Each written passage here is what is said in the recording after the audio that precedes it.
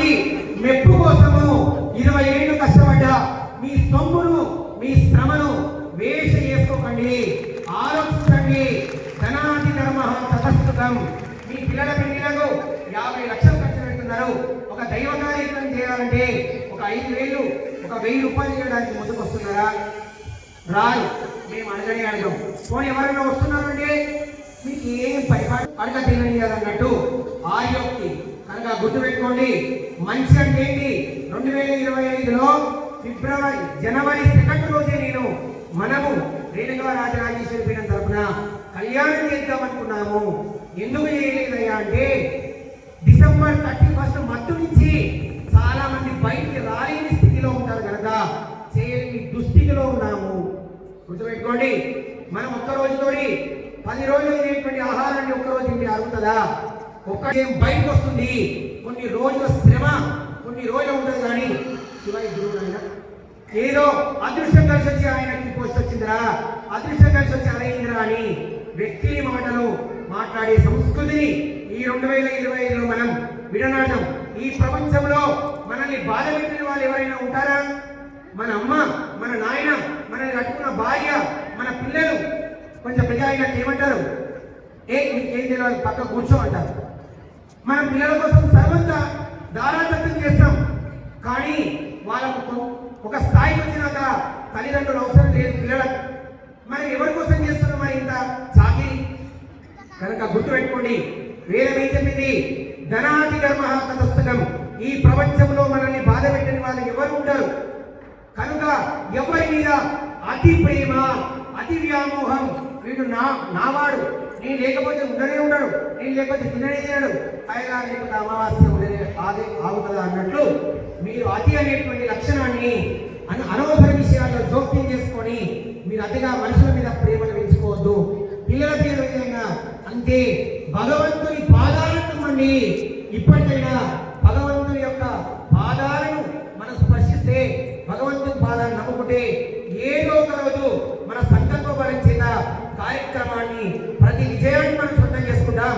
ఒక ఆయన నాకు సవాలు వదిలిండు, నువ్వు వారం రోజుల్లో ఏం తీసుకొస్తే నా పేరు మార్చుకుంటా అన్నాడు. ఏమన్నాడు? వారం రోజుల్లో నువ్వు ఏం తీసుకొచ్చే దమ్ము మీకుంటే నీ పేరు మార్చుకుంటా అన్నాడు. మరి వాళ్ళ మార్చుకుంటాడు ఆ వ్యక్తి. ఎందుకు?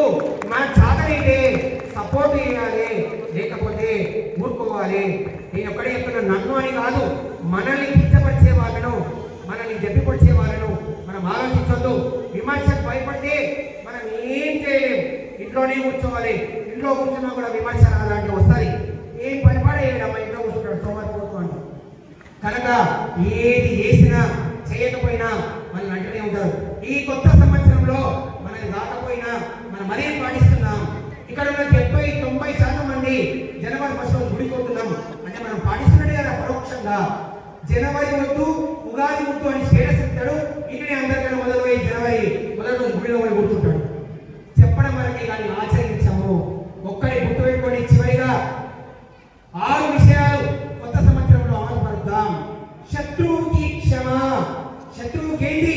క్షమ అనాలి. శత్రువుకి క్షమ. తప్పైందంటే ఎవరైనా సరే వదిలేయాలి. ప్రత్యర్థితో సహనం. సరి సమానం ఉంటే అవతల వాడు చేసే కుళ్ళుకోవద్దు, వానికన్నా గొప్పగా సాధించాలి అనుకోవాలి.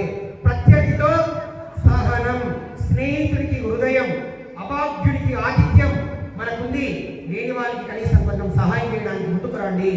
మాకే కావాలని కోరుకోకండి. ఎందుకంటే మనకే కావాలనుకుంటే మన ఒక్క తరమే ఉంటుంది. మన పిల్లలు కూడా వాళ్ళ తరాలు నిలబడాలంటే దానం చేయాలి.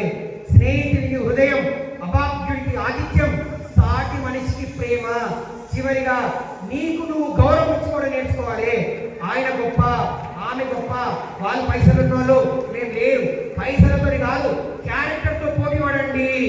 ఇది వెంకటేశ్వర స్వామి కళ్యాణం నుంచి మనం నేర్చుకోవాలి. కొట్టాలన్నా ఉండాలని సంబంధించామా? కొట్టే కొట్టండి, కొట్టలేదు. పొద్దున అన్నట్టు ఏమనుకుంటారని సిగ్గుపడతారు. మనకి ఏది కావాలో అది ధైర్యంగా చేసే రోజు మనం వెంకటేశ్వర స్వామి కళ్యాణం చేసినటువంటి అనుభవం స్వామి నుంచి మనం సక్సెస్ అయినట్టే కనుక ఒక్కడే మాట, మనందరం కూడా ధర్మంలో కొన్ని సందర్భాల్లో టీవీ ఆన్ చేయగానే దిగుండా తిట్టేటోడు, ధర్మానికి ఇష్టపరిచేటోడు వాడిని హీరోగా చూస్తుంటారు. అప్పుడు భయమైంది. నేను చక్కగా తిరుమల వస్తా స్వామి, తిరుమల వచ్చి సహస్ర దీపాలంకరణ సేవలో స్వామివారి ఊరేగింపుంటారు కదా, ఊరేగింపులని ఏమంట స్వామివారిని చూడడానికి వేల మంది పోటీ పడుతుంటారు. అబ్బా నా ధర్మం ఈ వెంకటేశ్వర స్వామి ఉన్నన్ని రోజులు ఉంటుందని మళ్ళా ధైర్యపడి నేను ఇంటికి వస్తా. అంతటి వెంకటేశ్వర స్వామిని ఈ రోజు మనం పండించుకున్నాం. గట్టిగా శ్రీమద్ రమణ గోవింద. ఈ రోజు మా అమ్మగారి పేరు పద్మావతి. మా అమ్మగారి ఆరోగ్యం బాగాలేకపోతే ఒక సర్జరీ చేయాలని అనుకున్నాం. కానీ మా మిత్రులు దగ్గరి వాళ్ళు ఈ సర్జరీ వద్దు స్వామి, మంచిది కాదు, ఉన్నన్ని రోజులు మంచిగా చూసుకోవాలి, ఇబ్బంది పెట్టద్దు అయితే అని నాకు సలహా ఇచ్చారు. కానీ నేను ఒక ఖర్చుకు సిద్ధపడ్డ తర్వాత కార్యక్రమం చేయాలనుకున్నాను. అదే శ్రీనివాసుని పద్మావతి పరిణయ మహోత్సవానికి అంకురార్పణ ఆ రోజు జరిగింది. ఆ రోజు నేను సంకల్పం చేయగానే నా ఫ్రీడమ్ సభ్యులందరూ కూడా మీకు మేమున్నాం స్వామి, ఇంత పెద్ద కార్యక్రమాన్ని ఒక్కరి చూడదు కదా, ఎన్నాడు ఎప్పుడు మీరు ఇంకో నెలకు కార్యక్రమాన్ని పెట్టండి, మనం మేమున్నామని చెప్పి మొహమాటానికి అని కాదు, కానీ తప్పకుండా వాళ్ళు ముందుకు వస్తున్నారు. ఎప్పటి వరకు ఈ కార్యక్రమాలు చేస్తామని అందరూ అనుకుంటున్నారు. నాకు మన ఫ్రీడమ్ సభ్యులు ఎప్పటి వరకు సహాయ సహకారాలు అందిస్తారో అప్పటి వరకు ఇటువంటి ఆధ్యాత్మికమైనటువంటి కార్యక్రమాలు నేను చేసుకుంటున్నా.